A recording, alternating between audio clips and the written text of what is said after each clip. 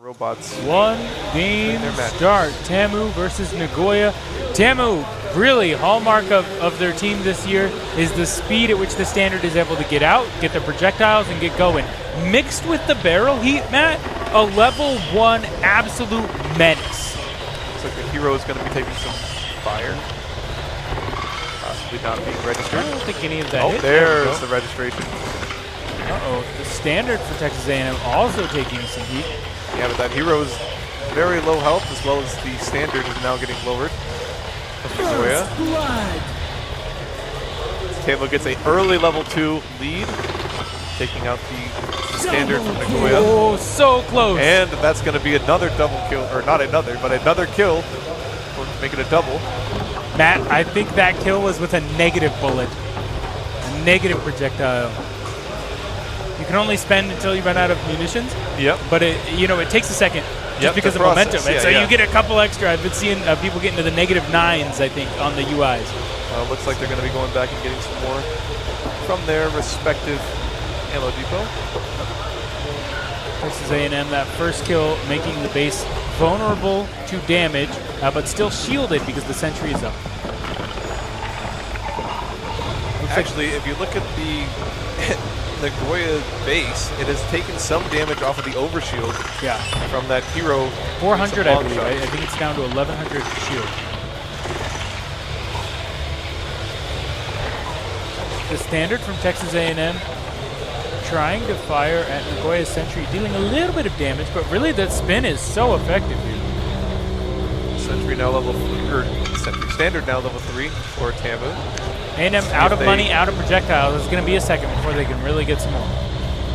Only a few seconds as the timer takes down to 2 minutes 59, I believe is when it, it's 3. There it is. Good clock management by A&M. 5 seconds of vulnerable standard time. I know John Stratcom leaving the chat is probably going to have a heart attack if that's not well managed.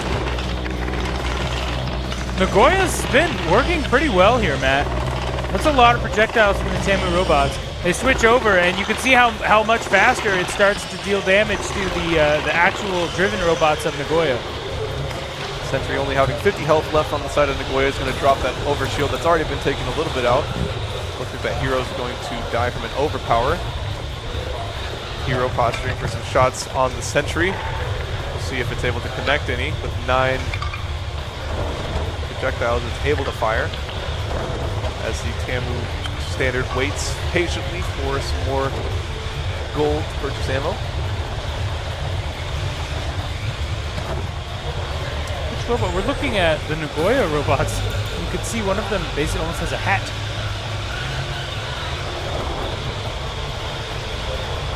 That is the hero.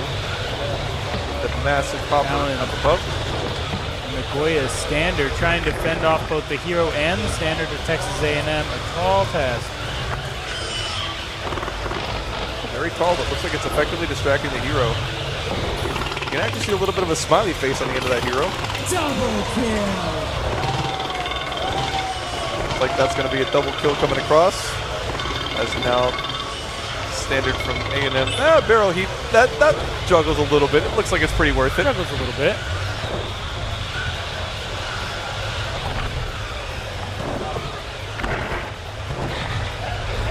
Matt, this time this was pretty enlightening. It took A&M quite a bit of effort to get down the sentry of NU. I mean, it makes me anticipate watching Texas A&M try to take down the sentry of Colorado, which spins even faster. There we go. How this barrel is working. In favor of TAMU for doing a reasonable amount of damage. Has the hero for Texas A&M fired more than a couple projectiles? Maybe 2 times. We'll see on the stats. By ammo count, only 1. Yeah. We'll have to see if there was something wrong with the Texas A&M hero. And that's going to be a driver-controlled robot victory for TAMU versus Nagoya. Yeah. Again, the sentry for Texas A&M not really doing much here.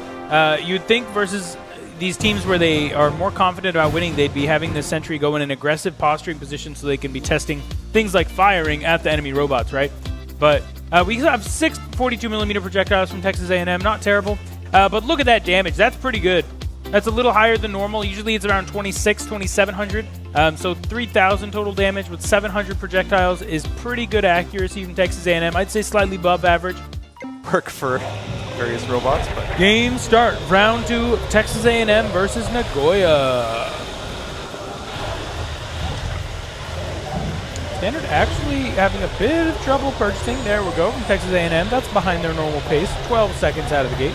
Might start keeping track of that for a couple of these teams. It's going to start to matter later on.